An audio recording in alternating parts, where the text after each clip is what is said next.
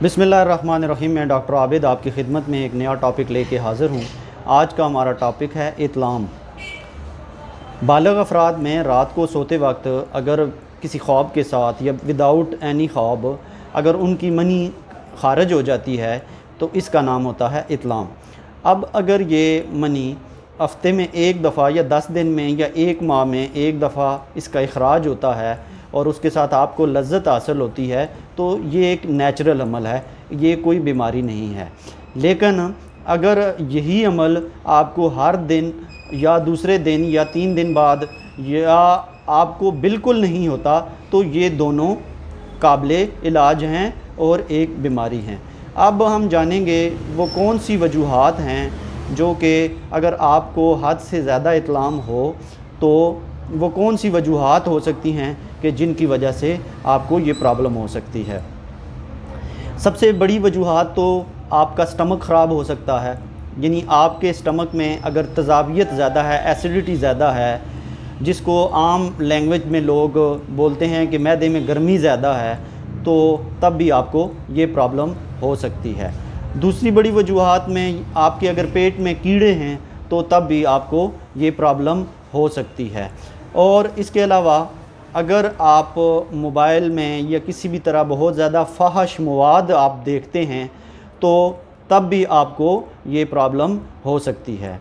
इसी तरह अगर आप सुस्त लाइफ गुजारते हैं, बहुत ज़्यादा खाते पीते हैं और एक्सरसाइज नहीं करते, सुस्त लाइफ गुजारते हैं तो तब भी आपको ये प्रॉब्लम हो सकती है। और इसी तरह और बहुत सारी वजूहात हैं जिनकी वजह से, अननोन वजूहात भी हैं जिनकी वजह से ये प्रॉब्लम हो सकती है। अब हम आपको बताएंगे कि आपने इसको ट्रीट कैसे करना है। सबसे पहले तो अगर आपको जो भी, जैसे आपको कब्ज़ है, कॉन्स्टिपेशन है, तो आप कब्ज़ को दूर करें। और अगर आपको पेट में कीड़े हैं तो आप पेट में कीड़ों की मेडिसिन भी ले सकते हैं। इसके अलावा आप रात का खाना कोशिश करें कि पेट भर के ना खाएं और रात का खाना आप जल्दी खाएं और कम मिकदार में खाएं। रात का खाना बहुत ज़्यादा खाना और भी इसकी वजूहात में शामिल हो सकता है। फिर अगर आप बहुत ज़्यादा गर्म अशिया का इस्तेमाल करते हैं, जैसे गोश्त, अंडा, चावल, इस तरह की मछली, इस तरह की बहुत ज़्यादा गर्म अशिया का इस्तेमाल करते हैं तो तब भी आपको इस मसले का सामना करना पड़ सकता है। इसके अलावा अगर आप मुश्तज़नी करते हैं तो तब भी आपको ये बीमारी हो सकती है। तो ये सारी वजूहात थी। तो हम जानेंगे कि ये आप इसको कैसे दूर कर सकते हैं। रात का खाना, जैसे मैंने आपको पहले भी बताया कि आप जल्दी खाएं, खाने में गर्म अशिया का इस्तेमाल कम से कम करें और एक्सरसाइज करें, काहलाई से दूर रहें। और सबसे बड़ी वजूहात कि इसका जो पेशेंट होता है उसको क्या क्या प्रॉब्लम्स हो सकती हैं। पेशेंट जब बहुत ज़्यादा किसी को इत्लाम होना शुरू हो जाए और वो साल 2 साल तक होता रहे तो एक तो पेशेंट को वीकनेस बहुत ज़्यादा हो जाती है, उसके पट्ठों में दर्द होना शुरू हो जाता है और उसके बाद वो तन्हाई पसंद हो जाता है, अकेला रहना पसंद करता है।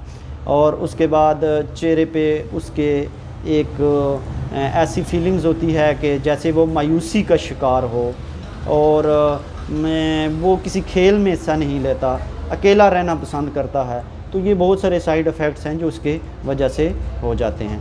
अब हम जानेंगे कि इसका ट्रीटमेंट कैसे किया जा सकता है।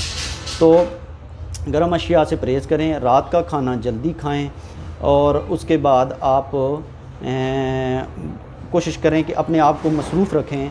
फ़ाहिश मूवीज़ या फ़ाहिश पोर्न मूवीज़ से बिल्कुल परहेज़ करें। ऐसी कोई चीज़ अपने मोबाइल में ना रखें जिससे आपको सेक्स के ख़यालात पैदा हों।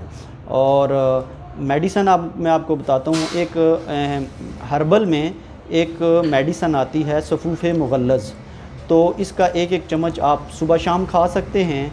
और होम्योपैथी में अगर आपको कब्ज़ है और जो पेशेंट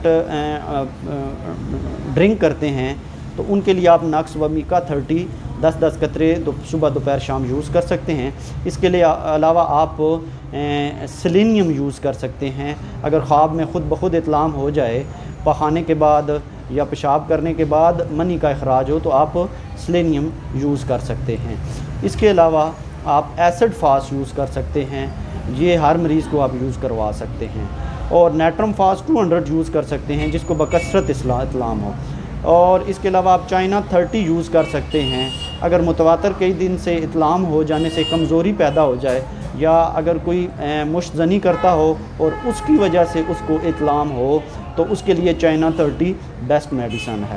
اس سلسلے میں آخر میں آپ کو یہ بھی بتاتا چلوں کہ ایلوپیتھک میں جیسا کہ بتایا جاتا ہے کہ اطلام کوئی ڈیزیز نہیں ہے، چاہے روزانہ ہو تو یہ، اور اس سے کوئی ویکنس نہیں ہوتی، تو یہ سراسر غلط ہے، یہ سراسر غلط ہے، ایسی کوئی بات نہیں ہے۔ کسی بھی پیشنٹ سے آپ پوچھ لیں جس کو ایک ہفتہ مسلسل اطلام ہو تو اس کو ویکنس ضرور محسوس ہوگی، اس کے پٹھوں میں درد ہوگا، اس کو سستی اور کاہلی کا وہ شکار ہو جائے گا۔